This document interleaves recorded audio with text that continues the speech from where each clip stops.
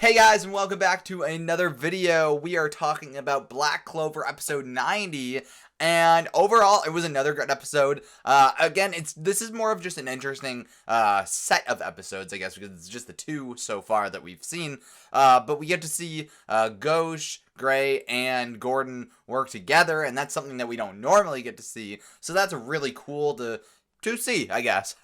Now, before I get too far into the review, I do just want to say one tiny little thing that I never noticed prior is in the opening. So they obviously changed it slightly since the Royal Knights formed up, and they have, like, at the very end, there's, like, all of them in their, like, Royal Knight cloaks. However, one thing I did not notice is that Zora is then now wearing a black robe, or a black bull's robe, and that's to reflect that he got revealed to be a Black Bull member. So that was just kind of interesting to me. I had never noticed that over the last couple episodes. Cool to me, I guess. It's very subtle. Anyways, on with the show. So, we left off with a mysterious new figure showing up just as they're all battling, and it turns out that he is, one, his name is Henry, two, he is a Black Bull member, and he also speaks very slowly to the point where everybody gets frustrated with him because he speaks like this. How are you today? And it's very annoying. I hope that they kind of just get over it, because they show later on in the episode that he can talk a little faster, even if it is kind of more monotone and a little slower in general. But hopefully it's not an overabundance of him talking like this, and then where people get annoyed. I don't like that. I think it's fine if you set up a character like that to begin with, but they need to be able to get their lines out. That's all I'm saying about that. Aside from his weird speaking patterns, there is some interesting stuff about him. So, one, he is the reason why the Black Bull's hideout changes shape and kind of switches up. And part of that is because he needs to stay away from people, I guess, so that he can just kind of keep to himself. And the reason why he needs to stay away from people is because he has an illness or a disease or something weird, and that basically lets him siphon magic off from people, or not lets him, it doesn't let him siphon people off, it just does, and so he needs to kind of stay away from people. But on the flip side of that, if he stays away from people, he basically starts to die, so he needs a good balance of, like, people in the hideout to kind of fuel him without him over sucking up their magic. In addition to all of that, it turns out that the hideout was maybe his, like, house or something like that, or a place where him and his family had lived. They mentioned that his parents, before Yami had shown up, had disappeared or had left. I don't think that they've really kind of went over it any further than that, other than just, oh, yeah, his family is gone now. Presumably to get away from him because he is just siphoning off magic. But not long after that, the Black Bulls kind of took over, and Yami was like, well, that's actually pretty good for him, because even if he doesn't come into full contact with them or come stay close to them in general, that way there will be an abundance of magic within the hideout that he can siphon off a little bit at a time and kind of build up his own strength. Now, he does have this, like, disease or illness or whatever, but there's one person that is actually immune to this, and that's Asta, and apparently he met him at some point. Never brought him up. I don't know why he didn't, unless there was some kind of weird throwaway line where he said he met a ghost, because they did think that Henry was a ghost because he's just kind of, like, wandering the hallways, but then since he's keeping a distance and he's kind of aloof, people just never knew that he existed other than being potentially a ghost.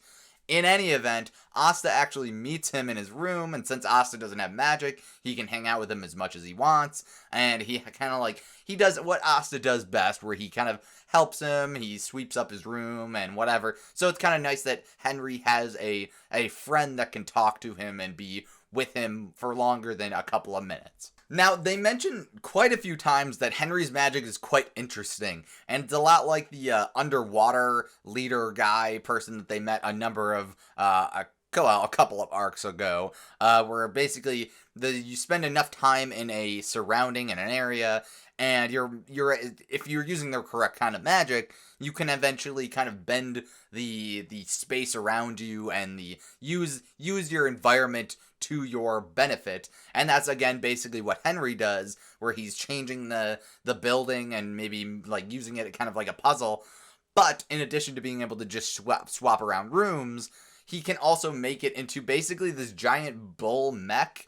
And I forget what he calls it, but it's like a black bull, something or other. And it's really kind of cool because he's sitting in the middle of it, and then he's having it throw rocket punches and corkscrew punches at Rades' zombies. So it's a very powerful spell overall, and they're all pretty interested in him, especially Sally, who wants to dissect him, and she says, oh, his magic's pretty interesting, but it's his, like, illness or his disposition that's really kind of getting her. Speaking of Sally, she ends up injecting herself with kind of like a steroid, and that boosts her magic power. She makes a giant salamander, gooey monster thing, and she almost takes out Henry and his mech, but ultimately Gordon, Gray, and Gauche come and help him out. They turn the goo monster using Gray's magic into like just plants, and then Gordon comes in with his like poison hex curse magic, which again I still think is really cool that he has that kind of magic rather than it's a weird magic. Either way, beyond that, they end up helping Henry out and they kind of win the battle. I say kind of because all this time when they ultimately like technically win the battle, but in a sense they kind of lose too though, because Voltos during all of this battling it is looking for one of those little crystals that they had gotten away from the Eye of the Midnight Sun, and he ends up getting it because apparently they don't store these things in special places. Yami really should have put this somewhere more safe, but he ends up finding that and getting it out, and the Eye of the Midnight Sun retreats because they basically accomplished their goal. Now, their overarching goal hasn't been completely revealed yet, but it's clear that they're against the Clover Kingdom. They want to wipe everybody out, but we also get to see a little bit of a tease at maybe a part of their goal, and it seems like maybe they want to resurrect. This is a little, okay, so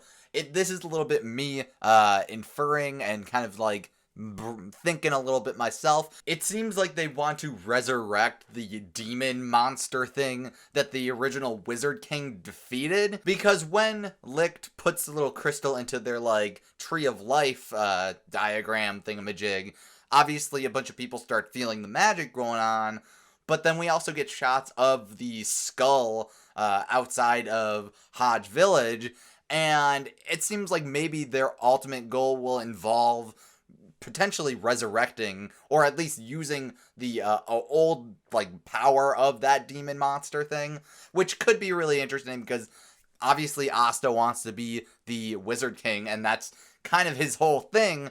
And also I have a suspicion that his anti-magic has something to do with the demon monster thing. So it'll kind of all connect. But yeah, that's overall this entire episode. I like these past couple of episodes. It showed us a sides of some characters that we don't always get some screen time from, and they kind of had the front center spotlight more or less.